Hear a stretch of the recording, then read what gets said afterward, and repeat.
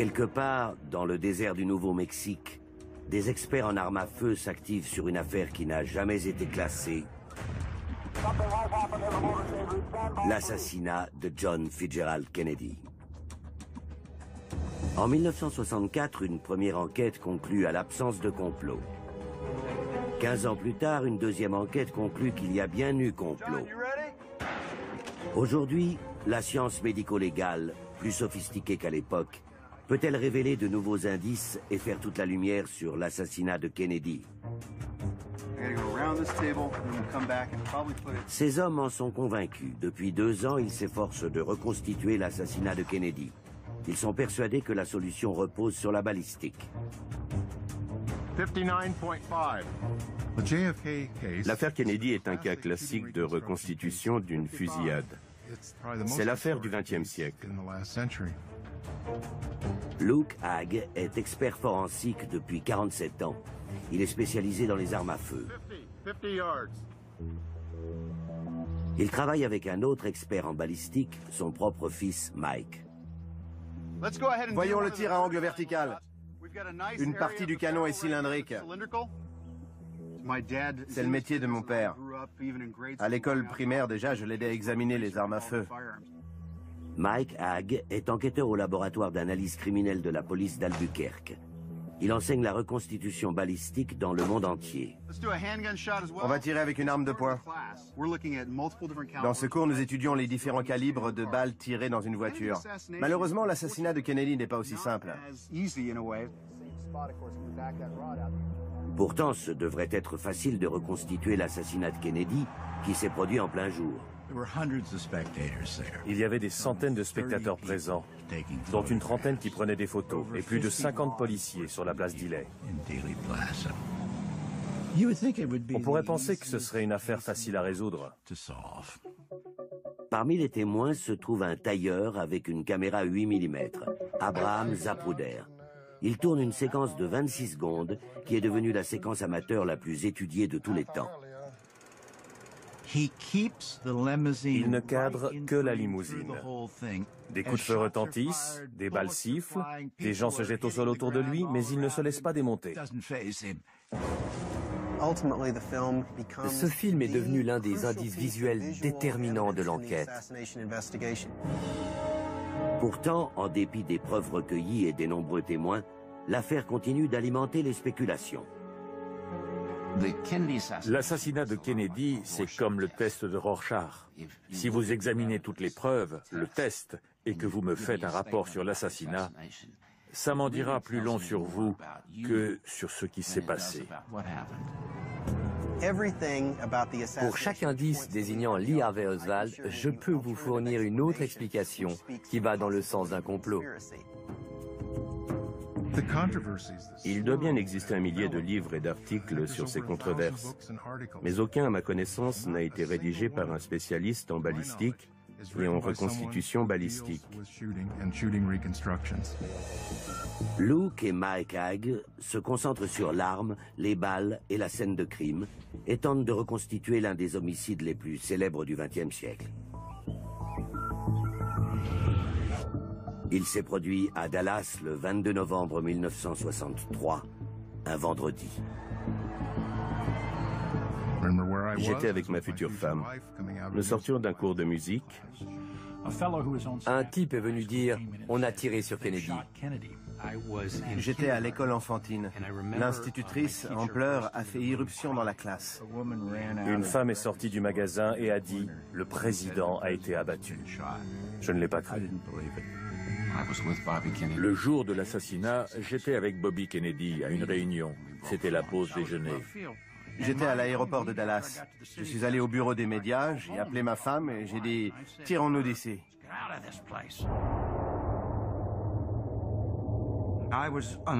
J'étais sur le marchepied gauche de la voiture qui suivait le véhicule présidentiel.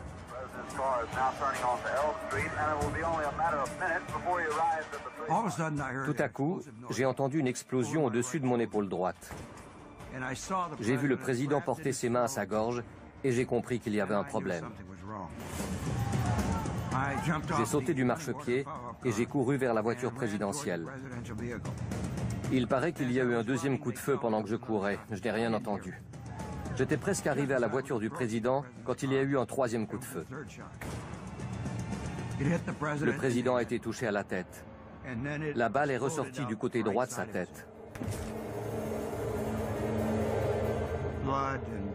Il y avait du sang, des fragments de cervelle et d'os éparpillés sur les passagers de la voiture, sur le coffre arrière, sur moi et sur Madame Kennedy.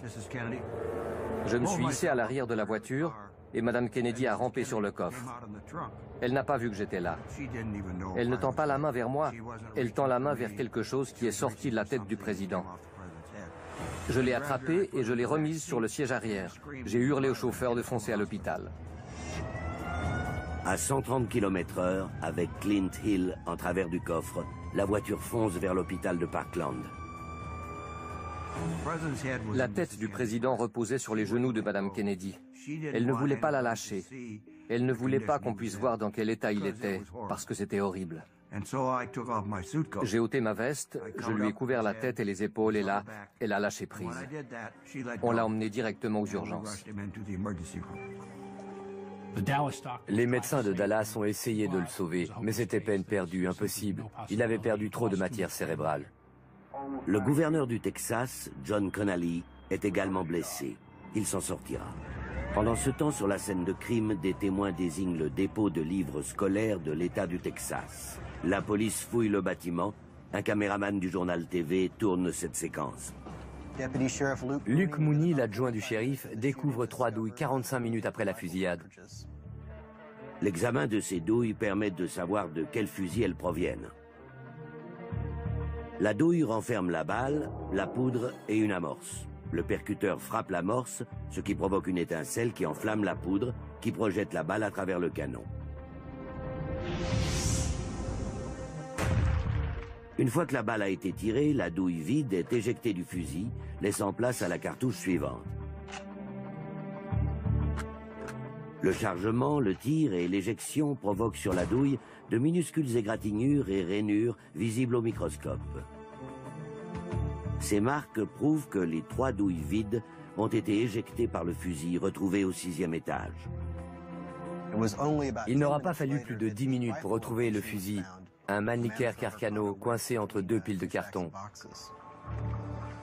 Le Mannlicher Carcano est un fusil italien fabriqué pendant la Seconde Guerre mondiale. Le numéro de série permet de déterminer que l'arme a été commandée par courrier chez Klein, un magasin de sport de Chicago, par A. Hiddle, un pseudonyme utilisé par Lee Harvey Oswald.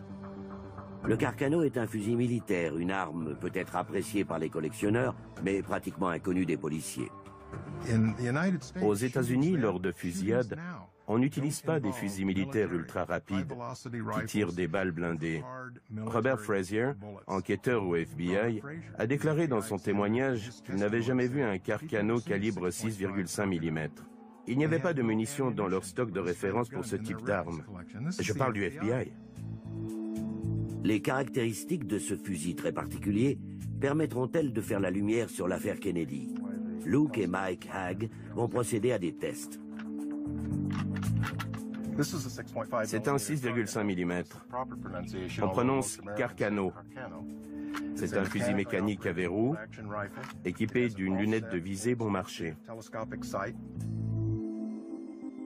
Il va sans dire que la publicité de Klein proposait des fusils mieux adaptés pour un assassinat. Un fusil doté d'un système de levier plus facile d'utilisation. Un fusil militaire américain capable de tirer 8 balles d'affilée. Ou une petite carabine légère capable de tirer 30 rafales aussi vite qu'on presse la gâchette. Comparé à ces armes, le Carcano est lent et lourd.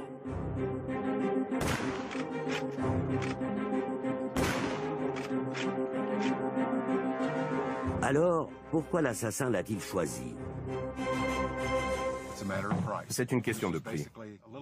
Ce fusil coûtait un peu moins de 13 $, auquel il faut ajouter 7 $ pour la lunette. Quant à son utilisation, il suffit de s'exercer. En testant le Carcano, Luke Hague ne tarde pas à découvrir que la balle est peut-être encore plus particulière que le fusil lui-même. Contrairement aux balles utilisées dans le civil, cette balle est composée d'une chemise entièrement blindée, un étui en cuivre dur entourant un noyau de plomb mou. Voici 4 balles militaires typiques de la Première et de la Seconde Guerre mondiale. Ce sont des balles blindées. Elles sont aussi pointues. La balle Carcano est en fait un cylindre. Cette forme cylindrique à bord droit, sans pointe affûtée, détermine le comportement de la balle au moment du tir. Les stries en spirale sur la paroi du canon vrillent la balle pour garantir sa stabilité. Les balles pointues ont nettement moins de surface en contact avec le canon et ont donc tendance à être moins stables à la sortie. Seule l'extrémité arrière de la balle est en contact avec le canon, ce qui permet au reste de la balle de se tortiller légèrement en remontant le long du canon et à la sortie. La balle Carcano, elle, est saisie directement ici, au nez, au moment du tir. Ce n'est pas courant. Je n'ai jamais rien vu de pareil avec un autre fusil, même un 6,5 mm. En 1963, on ne sait pas grand-chose du fusil Carcano et de ses munitions si particulières.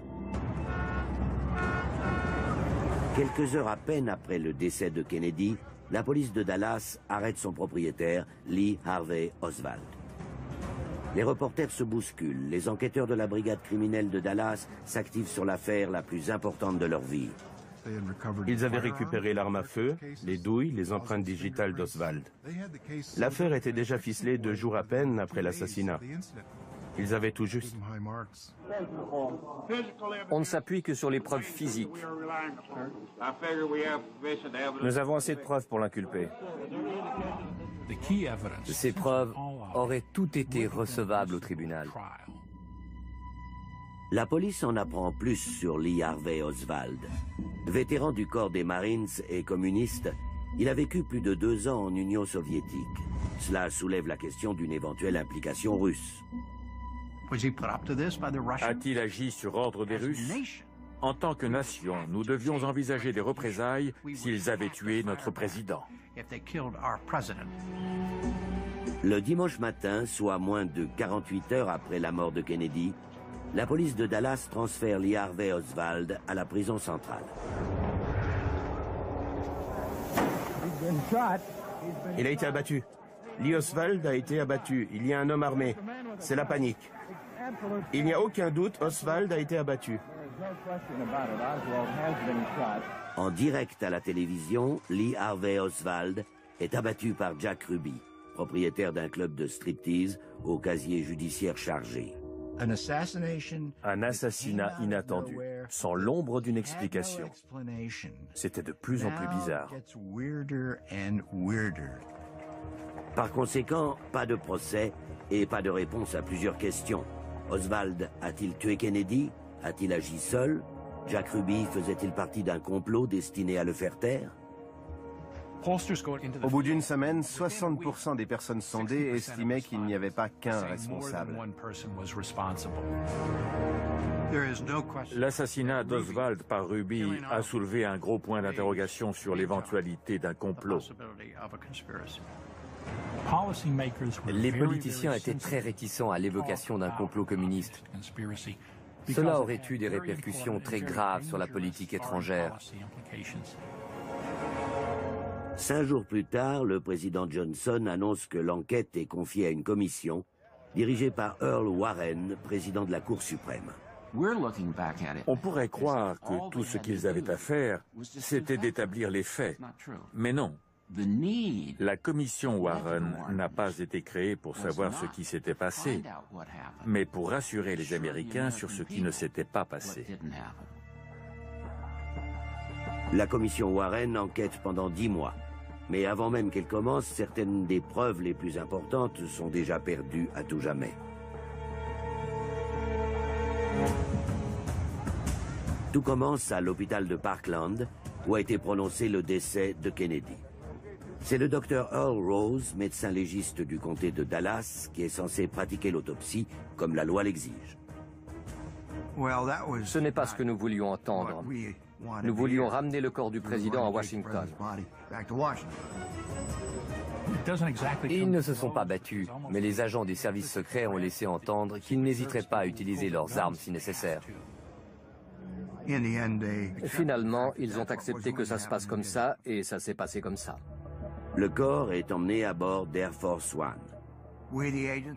Nous, les agents qui étions venus à Dallas avec un président plein de vie, d'énergie, de vitalité, nous portions son corps dans un cercueil, en présence de celle qui était désormais sa veuve.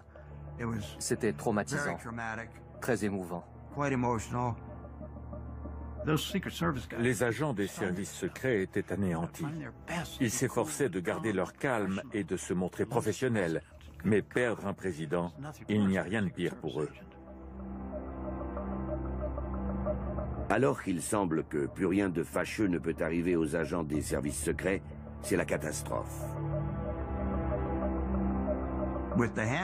À cause des poignées, le cercueil était trop large pour passer la porte. Tandis que Jacqueline Kennedy attend, il brise les poignées.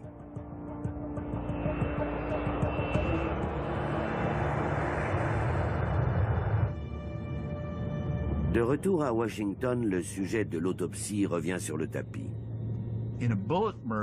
En cas de mort par balle, l'autopsie apporte les preuves les plus importantes. Elle permet de calculer la trajectoire de la balle. Dans l'assassinat de Kennedy, l'autopsie est donc cruciale. Mais la décision d'autopsie est prise par les mauvaises personnes et pour de mauvaises raisons. L'entourage de Kennedy ne fait pas la distinction entre une autopsie simple et une autopsie médico-légale. Kennedy était dans la marine. L'autopsie est donc pratiquée à l'hôpital de la marine de Bethesda. Et ce sont des pathologistes ordinaires qui s'en chargent.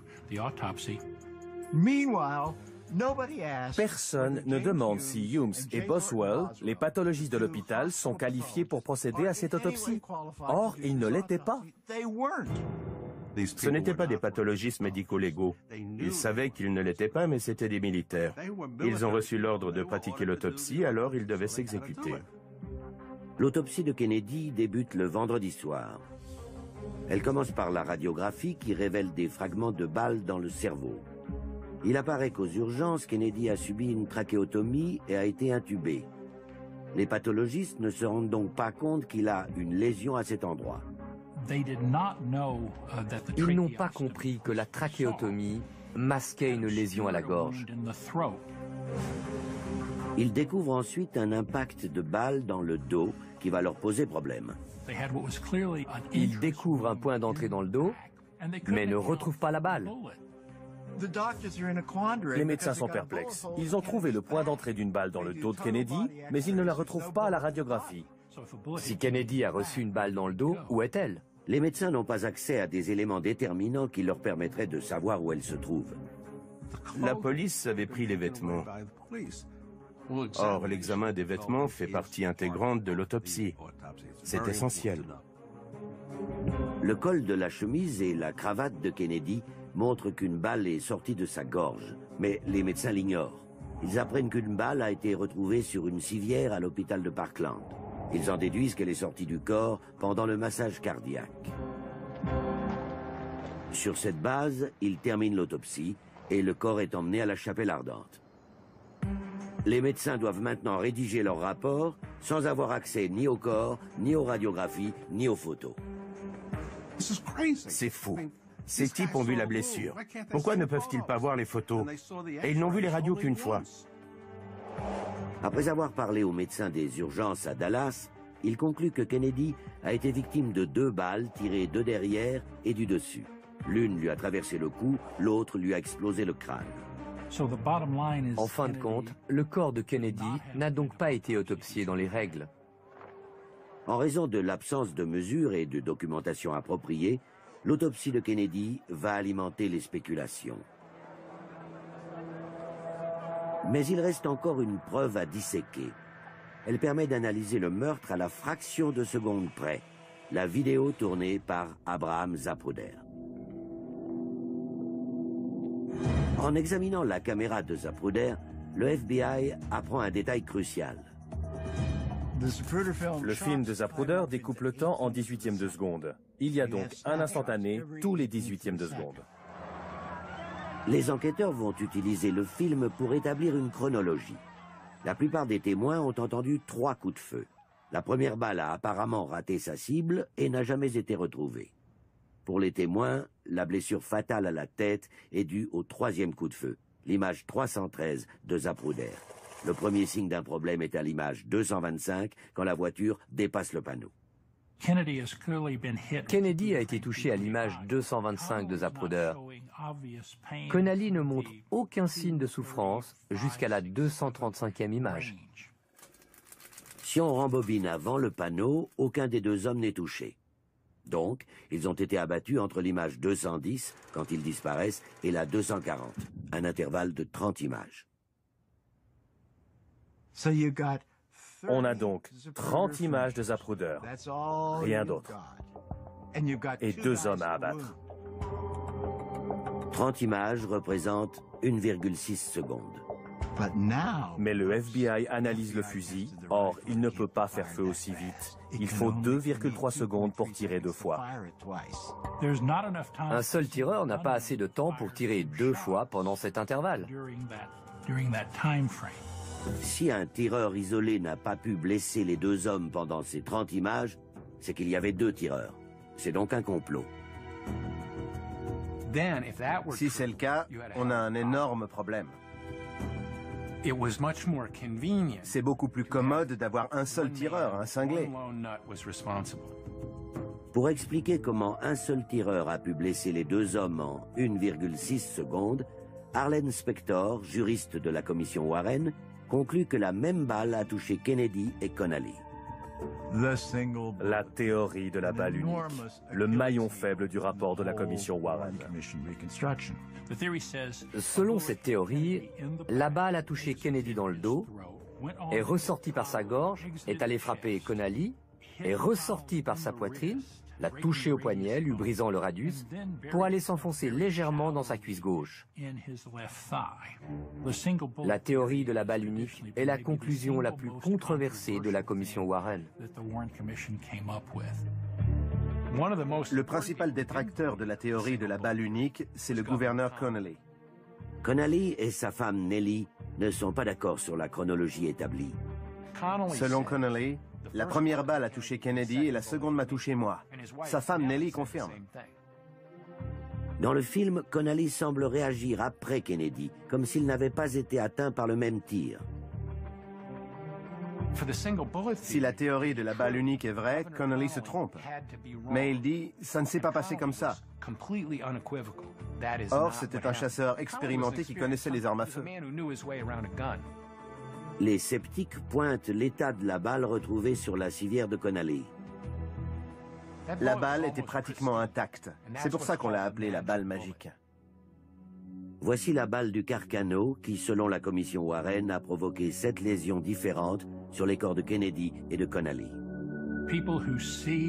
N'importe qui, en voyant cette soi-disant balle unique, dirait qu'elle n'a pas pu provoquer 7 lésions, car elle serait plus endommagée. Comment une balle de fusil peut-elle traverser 2 personnes et rester pratiquement intacte? Luke et Mike Hague se livrent à différents tests avec le fusil Carcano pour vérifier la théorie de la balle unique. Tout d'abord, ils testent la stabilité et la force de pénétration de la balle Carcano. A-t-elle pu traverser le corps de Kennedy, le torse et le poignet de Connally pour finalement se ficher dans sa cuisse? Et si oui, dans quel état serait-elle? Mike Hague tire dans un matériau utilisé depuis longtemps en balistique. Des planches de pin. Elles vont nous indiquer si la balle va dévier de sa trajectoire. Une fois déviée, va-t-elle se fendre, se casser ou se déformer?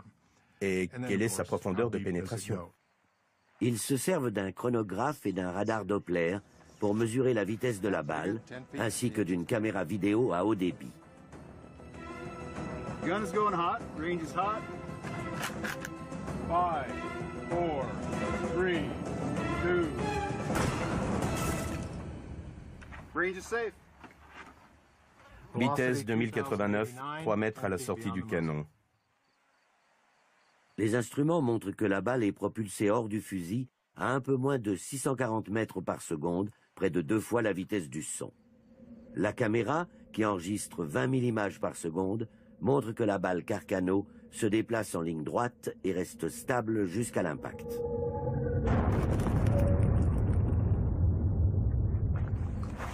Très bien, joli trou rond. On voit l'orifice d'entrée. Le bois est intact. Pas d'orifice de sortie. Commençons par l'arrière.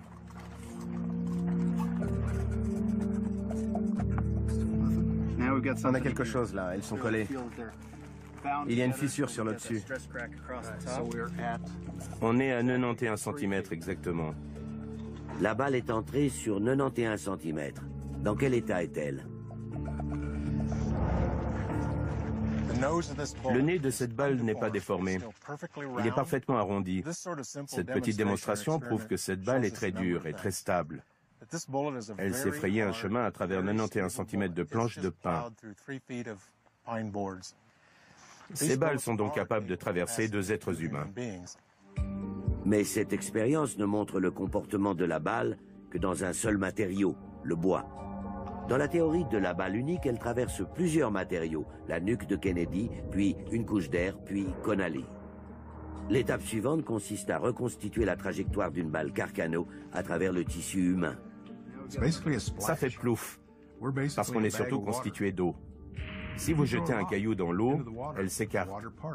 C'est pareil quand une balle traverse le tissu musculaire.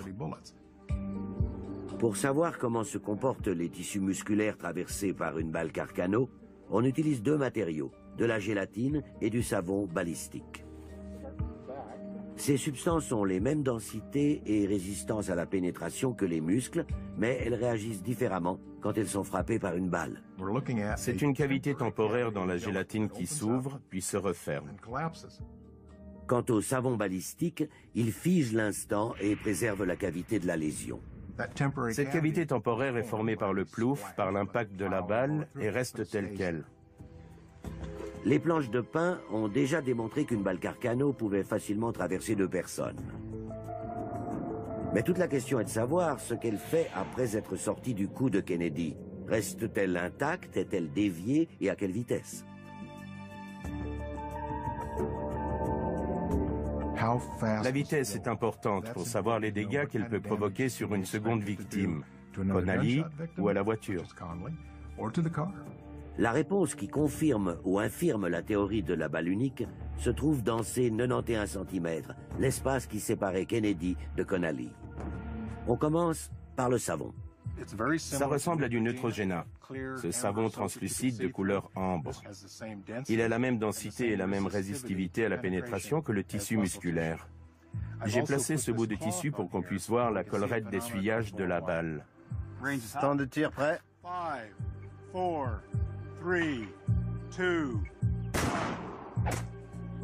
4, 3, 2. La première chose qu'on remarque, c'est que le tissu est transpercé par la balle. L'anneau foncé, c'est ce que les experts appellent la collerette d'essuyage de la balle. C'est le résidu à la surface de la balle qui se dépose quand la balle s'enfonce dans la première surface qu'elle rencontre. C'est très important, parce que ça permet de connaître la direction. C'est le point d'entrée. Il y a une trace d'impact autour du petit trou rond dans la veste de Kennedy.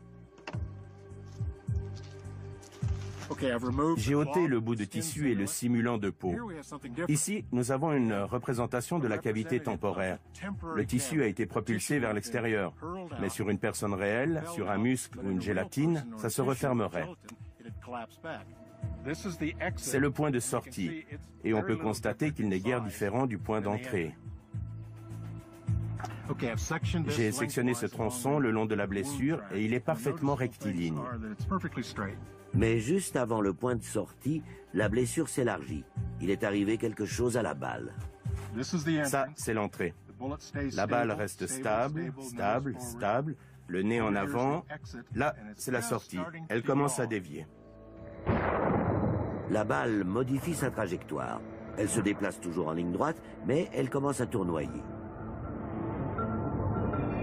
La vidéo montre que la balle commence à dévier une fois qu'elle ressort du savon. Il décide de tirer à travers la gélatine. Okay, on target. 5, 4, 3, 2, 1.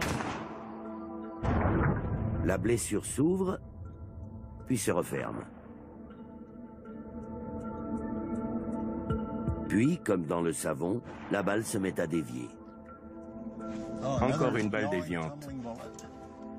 Presque une déviation parfaite. Derrière la cible se trouve un panneau témoin, un morceau de stuc d'environ 6 mm. Il se trouve à 91 cm du savon, soit l'équivalent de la distance entre Connally et Kennedy. Le panneau témoin enregistre la direction de la balle à la sortie du coup de Kennedy. La balle est intacte. Elle n'est pas déformée. On voit le nez, le talon ou la base. Et elle se déplace en diagonale. C'est une balle tirée par un Carcano. Son profil est presque parfait. La veste de Connally a le même type de trou. Tout comme le dos de Connally d'après son chirurgien. Test après test, la balle traverse la matière qui imite le tissu humain et dévie quand elle pénètre à nouveau dans l'air. Chaque fois que la balle retourne l'atmosphère, elle dévie. On ne s'y attendait pas. Je ne peux pas l'expliquer, mais scientifiquement, on peut le reproduire. Une balle qui frappe latéralement rencontre plus de résistance, ce qui explique les blessures de Connally. C'est comme sortir la main par la fenêtre d'une voiture lancée à 150 km/h. On sent une énorme résistance. Quand la balle touche Connally, elle se déplace latéralement et provoque de graves lésions.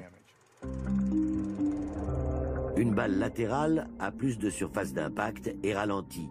Elle brise plus facilement des os sans beaucoup se dégrader. Et en fait, la balle retrouvée dans la civière est endommagée. Si vous regardez bien, elle est très écrasée à son extrémité. Elle est même ovale plutôt que ronde. Elle a donc subi des dommages. C'est exactement le type de dégâts que présenterait une balle après un impact latéral. Dans le poignet de Connally, les médecins ont retrouvé des morceaux de plomb. Il semble que le plomb mou a été compressé hors de la douille de cuivre dur, comme de la pâte d'un tube de dentifrice, parce que la balle se déplaçait latéralement. Illustration avec une canette remplie de plastique mou. Si j'exerce une pression comme ça et que je la maintiens droite, elle résiste. Mais si j'appuie comme ceci et qu'elle est inclinée, une partie du plomb sort. Parce que la balle est inclinée quand elle frappe un os. Une partie se casse. Une ligne droite à travers la nuque de Kennedy, des trous elliptiques dans le dos et la veste de Connally, pas de traces de balles, des morceaux de plomb dans le poignet, une balle aplatie avec du plomb qui coule depuis la base, et des tests qui démontrent que la balle Carcano finit toujours par dévier. Pour Luke Hague, la théorie de la balle unique tient la route. Il n'y a pas de raison de conclure que la théorie de la balle unique, proposée par Arlen Spector, n'est pas la bonne. Il y a encore une autre conclusion de la commission Warren que certains ont du mal à accepter. Que la balle fatale qui a touché Kennedy à la tête, la troisième, est entrée par l'arrière. Cette polémique éclatera 12 ans plus tard, en mars 1975, quand le public verra le film de Zapruder pour la première fois. Voici le film tourné par un tailleur de Dallas, Abraham Zapruder. En voyant le film, les téléspectateurs sont frappés par le mouvement de Kennedy au moment où il est touché à la tête. Là, au bas de l'écran, la balle dans la tête. C'est le tir qui lui a explosé la tête. La tête est violemment propulsée en arrière. Kennedy part en arrière. En arrière et vers la gauche. Propulsé en arrière et à gauche. S'il a été touché depuis l'arrière, pourquoi sa tête part-elle dans la direction du tir? Il paraît plus probable qu'il ait été projeté en arrière par une balle tirée depuis l'avant. Mais la commission Warren affirme qu'il a été touché à l'arrière de la tête.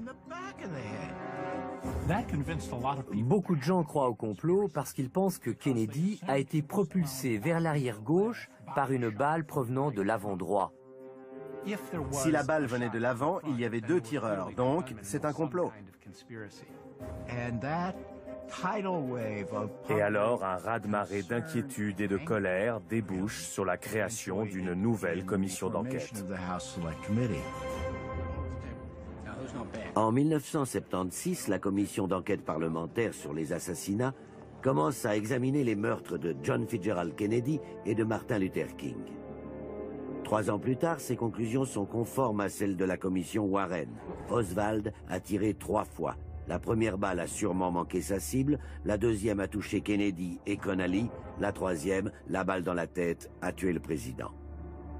Mais il y a une différence essentielle et elle fait l'effet d'une bombe. La commission d'enquête conclut à la présence de 2 tireurs, attestant ainsi la théorie du complot. La preuve qui amène à cette surprenante conclusion est un enregistrement sonore provenant d'une moto de police. Pour certains, on entendrait un 4e coup de feu, mais celui-ci est contesté dès le départ, les experts ne s'accordant pas sur ce qu'on entend, et l'analyse est vivement critiquée. En 1982, l'Académie nationale des sciences examine les preuves acoustiques. Ils considèrent que les conclusions ne sont pas valables. Les preuves acoustiques, que je trouve très intéressantes, ne sont pas déterminantes. Enregistrement polémique mis à part, qu'ont donc réellement entendu les témoins? Bon nombre de témoins affirment que les coups de feu venaient du dépôt de livres, et d'autres qu'ils provenaient du talus. Le talus est un petit promontoire herbeux au nord-ouest de la place d'Ely. La présence d'un tireur ici expliquerait qu'un tir soit parti d'en face à droite. Mais de nombreux témoins ne sont pas sûrs d'où provenaient les tirs. La plupart des témoins ont dit que c'était impossible de dire d'où provenaient les tirs parce qu'il y avait trop de réverbération. L'assassinat de Kennedy illustre la difficulté de localiser l'origine d'un tir. C'est un exercice difficile, même pour des soldats entraînés, et en particulier dans des milieux urbains. Nos soldats en Irak et en Afghanistan ont du mal à savoir où se cachent les tireurs dans ces environnements urbains. Il y a de nombreux bâtiments d'où les ondes de choc sont réverbérées et transmettent différentes signatures sonores. Au Nouveau-Mexique, le professeur Michael Argater étudie les ondes de choc causées par des explosions. Au moyen d'une caméra à haute vitesse, d'une lumière ultra brillante et d'un écran réflecteur, son équipe photographie le son. On peut littéralement photographier l'invisible, d'infimes écarts de densité dans l'air. Grâce au système de projecteur d'ombre, on va voir la ligne de l'ombre générée par l'onde de choc. Cette ligne représente l'interface entre l'air ambiant et ce que nous appelons l'air choqué qui suit l'onde de choc. John, you ready? Ready. Camera's ready.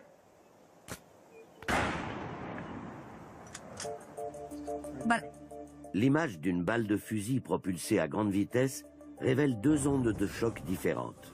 La première, en forme de V, est provoquée par la balle qui se déplace plus vite que la vitesse du son. La seconde, par les gaz qui la propulsent.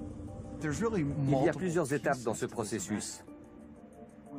La balle, supersonique au moment où elle sort du fusil puisqu'elle dépasse la vitesse du son, et la combustion de la poudre qui produit une détonation. Dans le cas d'une balle de fusil supersonique, comme la Carcano, un observateur entendra 2 sons, celui de la balle qui passe, suivi de la détonation du fusil qui l'a tiré. Ces sons rebondissent et se répercutent entre les bâtiments de la place d'Ely. En cas de géométrie compliquée, comme sur la place d'Ely à Dallas, on peut avoir de nombreuses réverbérations du choc. On entendrait donc plusieurs sons provenant d'un seul tir. Mais quoi que les gens aient pu entendre, est-il possible de tirer depuis le talus? Pour toucher Kennedy de face depuis la droite, ce qui expliquerait qu'il ait été projeté en arrière sur la gauche, quelle aurait été la trajectoire de la balle? En 1963, la commission Warren devait calculer les trajectoires manuellement. Aujourd'hui, les enquêteurs ont d'autres outils, comme le laser 3D. En tournant, le scanner à laser effectue des millions de mesures extrêmement précises, ce qui améliore considérablement la collecte d'informations sur une scène de crime. Tony Grissim, spécialiste du laser, collabore avec Mike Hag, expert en balistique, pour créer un modèle virtuel en 3D de la place Dealey.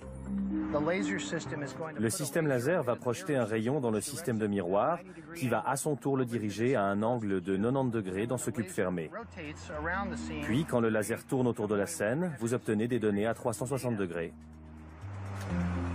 La première étape consiste à scanner depuis différents endroits de la place, y compris le 6e étage du dépôt de livres. Quand j'ai débuté dans le métier, on allait sur une scène de crime avec son mètre à ruban et inévitablement on s'apercevait plus tard qu'on avait oublié de mesurer quelque chose. Quelle est la cambrure de la route? La hauteur du virage? Tu l'as mesuré? Moi non. Et toi? Tout est dans l'ordinateur. On a déjà fait un balayage panoramique. On va effectuer un balayage détaillé de la fenêtre. Cela va prendre des semaines pour traiter toutes ces données. Quand le travail est terminé, toute la place Dealey, bâtiments, fenêtres, réverbères, arbres, tout est répertorié dans l'ordinateur à 3 mm près. Mike, est-ce qu'on peut avoir une vue du talus et mesurer la distance et la trajectoire depuis certains points jusqu'à l'endroit où se trouvait la limousine lors du tir? Bien sûr. Les données du laser 3D me permettent d'analyser n'importe quel tir, celui du talus, les tirs du 6e étage, ceux qui n'ont pas atteint leur cible, tous. Tout est question d'angle et de distance. Ce qui m'intéresse, c'est la distance depuis le talus jusqu'à la tête et jusqu'à la nuque. Il veut évaluer la trajectoire depuis le talus. C'est le coin de la palissade. Peut-être depuis derrière cet arbre. Est-ce qu'on peut voir l'angle vertical, l'angle vers le bas? Depuis le haut de la palissade jusqu'à la tête du président? Bien sûr. Si c'est venu du talus, ça fait environ 32 mètres. C'est juste. Quand tous les angles et distances ont été calculés, la réponse est claire. 32 mètres. Moins 4 degrés vers le bas si l'horizon est à 0. Sur la place Dealey, virtuelle en 3D, une trajectoire depuis le talus jusqu'à Kennedy est possible. Les distances correspondent à une arme à feu typique, mais il devrait y avoir une lésion d'entrée sur la partie avant-droite de la tête du président. La partie droite de la tête de Kennedy est très gravement touchée. Son crâne a volé en éclats. Mais ces dégâts correspondent-ils à un orifice d'entrée? Pour en être sûr, il faudrait examiner son crâne. Comme c'est impossible, une équipe de la faculté de médecine de Boston va reconstituer virtuellement la blessure à la tête de Kennedy. Greg Mahoney est artiste médico-légal. James Pockins est anthropologue judiciaire et Peter Cummings est un pathologiste spécialisé dans les blessures par balle à la tête. Lors de blessures par balle à la tête, j'essaye de reconstituer le crâne en prélevant les fragments et en les remettant à leur place anatomique. Plusieurs fragments du crâne de Kennedy ont été retrouvés sur son cuir chevelu, dans la limousine et sur la place Dealey. Afin de déterminer si on a bien tiré depuis le talus, l'équipe essaie de rassembler les fragments. La reconstitution du crâne devrait montrer s'il y a bien un orifice d'entrée à l'avant du crâne. Une fois la reconstitution achevée, l'équipe constate que la blessure d'entrée est à l'arrière du crâne. Tout va dans le sens d'un scénario relativement simple. La balle est entrée ici et est ressortie par là. Je ne trouve pas d'orifice de sortie, même discret. Mais cette expérience a été effectuée sur la base de copies de photos et de radiographies d'autopsie. Pour en savoir plus, Cummings se rend aux archives nationales où sont conservés les documents originaux ainsi que les vêtements de Kennedy. La famille Kennedy lui a donné accès aux archives, mais il n'a pas le droit de filmer.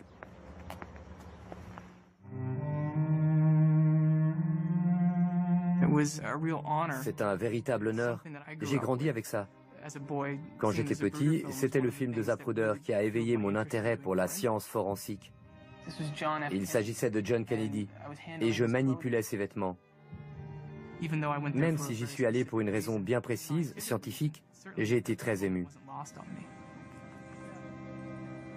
Les photographies sont très claires, d'une précision incroyable. On peut voir toutes sortes de détails. C'est bien mieux que ce qu'on trouve dans le domaine public. Pourtant, elles ne sont pas parfaites. L'une des photos censées documenter l'orifice d'entrée n'est pas claire, car les médecins qui ont pratiqué l'autopsie n'ont pas rasé la tête de Kennedy. Le cerveau, lui, révèle davantage d'informations. Voici un croquis du cerveau du président Kennedy. On peut voir la trace de la lésion qui monte du pôle occipital, l'arrière du cerveau, jusqu'à la partie frontale du cerveau. Une balle tirée depuis le talus serait ressortie par le côté gauche du cerveau de Kennedy. Or, cette partie est pratiquement intacte. La radiographie du crâne de Kennedy montre des fractures multiples. Pour Cummings, la disposition des lignes de fracture indique la direction de la balle. Quand la balle touche le crâne, les lignes de fracture rayonnent à partir du point d'impact. Simultanément, la tête se dilate sous la pression à l'intérieur du crâne. Lors de tests pratiqués dans un laboratoire militaire, des balles Carcano ont été tirées dans des crânes humains remplis de gélatine balistique. En premier, l'impact de la balle qui pénètre par l'arrière du crâne provoque des fractures qui rayonnent vers l'avant. Pratiquement au même moment, une vague de pression dans la gélatine provoque une seconde vague de fractures qui se propage perpendiculairement, comme le constate Cummings sur la radiographie de Kennedy. Ces longues fractures rayonnent depuis l'orifice d'entrée, puis ces fractures concentriques se développent perpendiculairement aux premières lignes. Si on avait tiré sur Kennedy depuis le talus, les lignes de fracture primaires rayonneraient de l'avant vers l'arrière. Or, la radiographie montre le contraire, elles rayonnent de l'arrière vers l'avant. Sur la base des lignes de fracture, on peut affirmer de façon absolue qu'il n'y a pas eu de tir depuis le côté ou depuis l'avant. Mais le mystère demeure. Où est l'orifice d'entrée? Pendant 50 ans, la confusion sur sa localisation précise a alimenté la polémique. Les médecins chargés de l'autopsie disent qu'il est en bas. La commission d'enquête le place 10 cm plus haut. Un scientifique pense que les médecins légistes avaient raison. Larry Sturtevant est expert en balistique judiciaire. Il a travaillé au laboratoire militaire de biophysique où les tests ont été effectués. Il pense que la commission d'enquête a supposé qu'il y avait une ligne droite, alignée sur la fenêtre du 6e étage, entre l'orifice d'entrée de la balle et l'orifice de sortie. Ils ont probablement développé la théorie du point d'impact le plus haut pour expliquer que cette ligne pouvait s'aligner sur la fenêtre du dépôt de livres. Je ne sais pas pourquoi ils sont partis du principe que la trajectoire suivait une ligne droite. Lors du test, les balles Carcano n'ont pas suivi une trajectoire directe à l'intérieur du crâne parce qu'elles se sont déformées au moment de l'impact. L'os est suffisamment dur, solide et dense pour déformer la balle. Une fois déstabilisée, elle pivote et développe une capacité de levage comme l'aile d'un avion. Et elle va suivre une courbe. Cela correspond aux preuves physiques. La balle qui a atteint Kennedy s'est fragmentée, éparpillant des morceaux dans le cerveau et dans la voiture. Sturtevant pense que l'onde de pression engendrée par la balle à l'intérieur du cerveau explique le mouvement de tête de Kennedy vers l'arrière. Le tissu à l'intérieur du crâne a été déplacé, provoquant une stimulation nerveuse massive le long de la colonne vertébrale. Tous les nerfs de son corps ont été stimulés. Étant donné que les muscles du dos sont plus forts que les muscles abdominaux, Kennedy s'est arc-bouté vers l'arrière.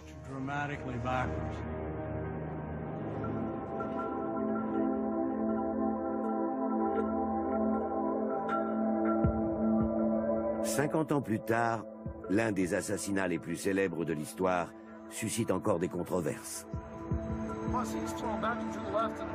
La science peut expliquer comment une balle Carcano relativement intacte a pu blesser 2 hommes et comment un tir depuis l'arrière a pu projeter Kennedy vers l'arrière.